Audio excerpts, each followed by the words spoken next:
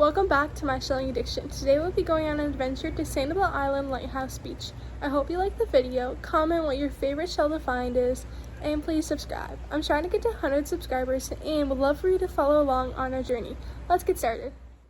Did you know when shark eyes are alive, they mainly live under the sand searching for the prey, and when they find it, they drill a hole into the shell and suck out the animal inside? Each Muric shell seems to be so unique and different from each other. They're one of my favorites. Some of them have really bright colors and some of them don't, like this one. So on my way around the lighthouse point, I was getting pretty close with the shells. I could see a little hermit crab peeking out of something, see when a shell moved, even just the slightest bit, just to find some of these because I did not want to miss them. Shark eye! The colors in lightning whelks are so bright sometimes that they make them so pretty. This one was a small one I found and it was all intact, and the colors just on it and on the top are so pretty to me. I'm obsessed with small little conch shells because each one has a different design on it and each one is so different from each other. Like they may look a little similar, but then you see something different about them. Did you know lettered olive shells prey on coquina shells and smooth clam shells? I didn't know I was kind of curious. I was wondering if this affects the shell at all, like the colors and things like that. I wonder. Can you guess what this shell is? It's a shark eye. I love small shells like this because they make great jar shells. Old shark eyes may not look like anything good, but I'd still keep them because they can clean up nicely. The texture on Muric shells are so different from one to another. Do you guys like Muric shells? Are they one of your favorites? Comment down below what you think. I love Florida cones, no matter the size. Augers are also a really nice jar shell because they come in so many different sizes and they have texture. I think Sanibel Island Lighthouse Beach is rich with shells because I almost always have had a good time shelling there. This is a Muric and a shark eye. Do you use baby shells for anything? Let me know. Did you know finding a right-handed lightning whelk is very uncommon? The hole is usually on the left side of a lightning whelk when you find it, but in some cases you will find a hole on the right side. Olive shells are so shiny when you grab them. It's so pretty. In horse conchs, I have never found a big one. I've only found small ones like this, which I still think they are cute. And shark eye! In the world, there's about 300 different species of snails to these shark eyes. That is so crazy to me. So I do not think this is a shark eye. I think this is a baby's ear just because of the color. Auger shells are almost like screws, just the ocean version. Check this out, a small piece of coral. Small paper figs to me are so cute. I don't even know why, I just like them. But be careful because they are super fragile. I've never found a really big Muric before, but I hope someday I will. There are two types of olives you will find in Florida. This one is a lettered olive and another shark eye. I think this olive is just really run down and that's why you can't see the markings on it that good, but I hope when I clean it up you'll be able to see them. Shark eye! I think if you're looking to do a mix of shells, olive shells would be great for that just because they're different.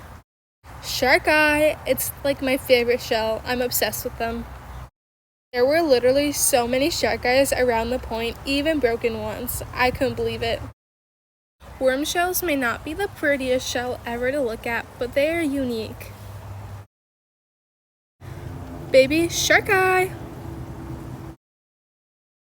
I think this is a Periwell shell, which is different than a lightning whelk. This shell has a little bit lighter of colorings on the outside.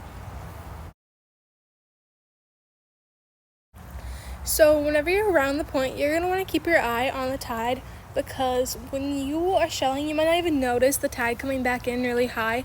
And if you're like me, I don't like walking through the trees and stuff to go back to where I was. I like to walk through the water still. And at this time, the tide was coming back in. It wasn't getting too high, so I could keep shelling just a little bit more up in this area and in between. But just keep an eye out, because you do not want to get stuck with the waves coming in really hard whenever you're trying to go, because you won't be able to see anything, and there's branches and things like that, and you don't want to trip and fall. That's just a heads up. And I guess I like going around the point now because I feel like you can find some stuff. Lots of it's broken though, but if you go out early enough, you might find stuff around that point. Mini conchs are just like an understatement, I feel like, because you can collect so many of them and not even realize that you're picking them all up to bring home. Look at this. This is a Florida cone, and I think they're especially unique because they come in so many different colors, and you just never know what it's going to be. They clean up pretty nice, so this one is for sure a take-home shell and display. Instead of jingle bells, it is jingle shells. I was so excited when I found this because I thought I found a huge lightning whelk with no critter in it. But when I picked it up, there was a critter in it, and it kind of freaked me out because I was really hoping that it would be empty, and it was not. We did end up putting it back in the water later on, and this shell is on my bucket list. The top of worm shells are spiral, as you can see. The causeway is like a jackpot. You never know what you're going to find. We found olives there, lightning whelks, and lots of augers. When I say we could not stop finding letter olives, I mean we could not stop finding them. My dad had the eye for them. I, on the other hand, did not see them that easily. We kept finding a whole bunch of them, and we hadn't really found much of this color where it's like a light brown, and it is just super pretty, and you would never think that you could find so many at the causeway, so I suggest going there.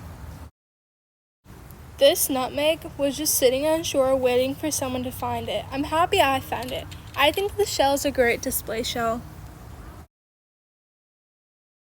Not all the shells you're going to find there are going to have lots of color. This tulip didn't have much, but it was still really pretty to me.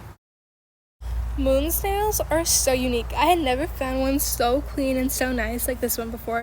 I think these letter olives are huge. I've never seen so many so big, like all lined up. Never underestimate the causeway because you never know what you're going to find. The first time we went, we found an alphabet cone just sitting on shore, which I was so confused about because if you don't know, alphabet cones are rare and it's just so bizarre to me. These lettered olives are just so amazing. They kept popping up one after another, and it was like I was like a little kid in a candy store. I couldn't believe it because there were just so many of them, and they were so pretty. They had the color still on them, and they were full. Like the tops were missing. There's no little cracks in them or anything. It was so weird because usually when we find olives, we find small ones, not big ones back to back like this. So I don't know. I think it was a fun experience. I hope you guys go to the causeway now so you guys can see what I mean. I hope you guys liked today's video. I had so much fun going on this adventure. I've never seen so many shark eyes in my life before. Don't forget to comment what your favorite shell you've ever found was, and don't forget to subscribe to see more Southwest Florida shelling. I can't wait to see what our next adventure brings, so see you next time. Bye!